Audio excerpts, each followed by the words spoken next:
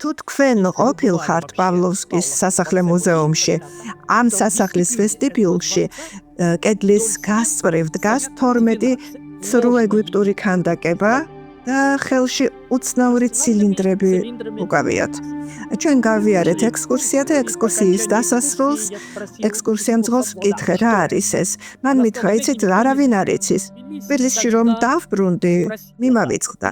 თქვენ აქ ფიზიკის ინსტიტუტში მუშაობდით, ხო? არა, მე ვმუშაობდი არასტაბილურ იზოტოპებში. ამჟამად ეს არის იზოტოპების დაყოფის ეროვნული ცენტრი თბილისში.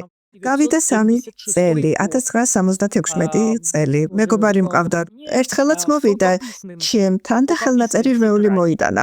იქ ეწერა სიცოცხლისა და სიკვდილის საიდუმლოს შესახებ. იყო გადაწერილი რუსულ ენაზე, ორთოგრაფიული გარდატეხის პერიოდში, მე-20 საუკუნეში. და ეს ხელნაწერი თბილისში იპოვეთ, ხო? დიახ, თბილისში, სადღაც საბურთალოზე. და 46 გვერდზე დავინახე ადამიანის ნახატი. პრიმიტიული ნახატი და ხელში 2 ჯოხი ეკავა. ეს იყო გამოცანა, რომელმაც მე დამაინტერესა, მაგრამ უკვე მავიწყდებოდა.